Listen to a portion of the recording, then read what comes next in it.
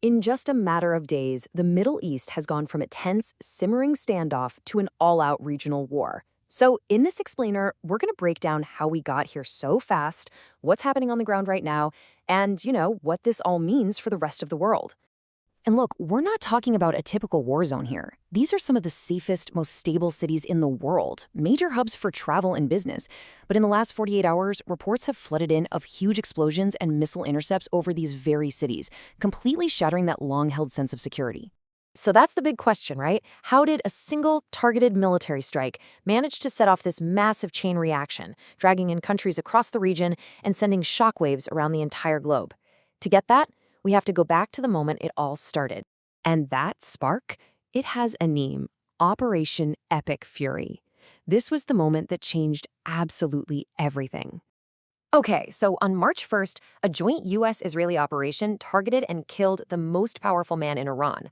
We're talking about someone who's led the country for more than 30 years. An attack like this was always going to have major consequences. But the official reason for it was, well, it was immediately a source of controversy. And you can see why right here. The U.S. government's own story didn't seem to line up. The White House publicly said the strike was necessary to stop an imminent threat. But behind closed doors, Pentagon officials were reportedly telling Congress something very different: that Iran was not actually planning to hate U.S. forces, unless Israel moved first. President Donald Trump, though, gave a much more personal reason. He brought up a 2024 assassination plot against him that the Justice Department had linked to Iran, and he told reporters, "I got him before he got me." So this really frames the whole thing not just as a preemptive strike, but as a kind of personal payback. So the spark was lit, and the wildfire that followed, wow, it spread with terrifying speed. Iran's answer wasn't some single surgical retaliation. It was an immediate, all-out assault on multiple fronts across the entire region. I mean, it was instantaneous. Iran fired off new missile barrages at Israel. At the same time, its ally Hezbollah opened up a second front from Lebanon. But it didn't stop there. The conflict just cascaded across the Gulf. We're talking drones over Kuwait, air raid sirens in Bahrain, missile interceptions over Qatar, and then direct hits in the UAE. The whole region was engulfed in less than 2 days. And if you're hoping for things to cool down, well, don't hold your breath. On that northern front with Lebanon, Israel's military command is making it very clear.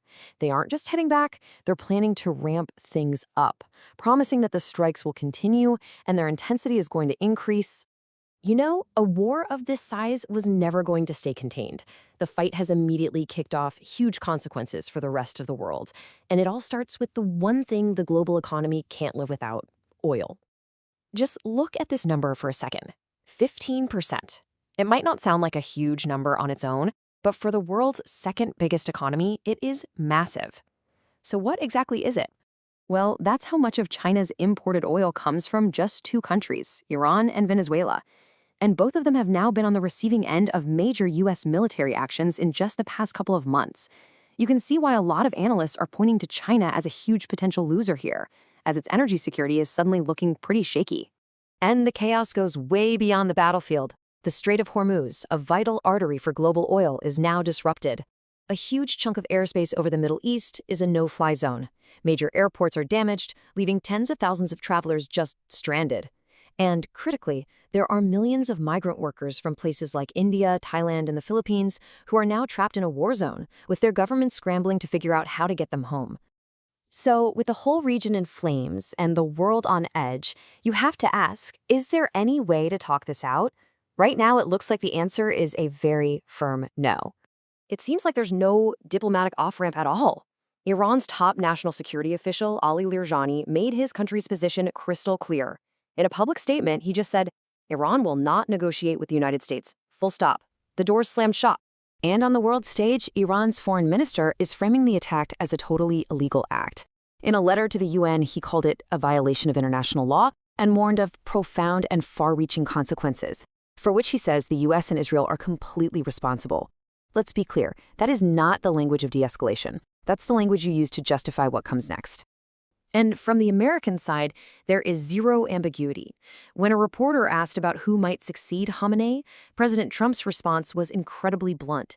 He said that potential successors had been identified, but they are all dead.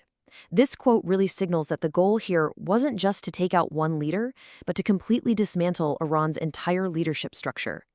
Which brings us to today. Diplomacy is dead, armies are mobilizing, and leaders on all sides are vowing that things are only going to get worse.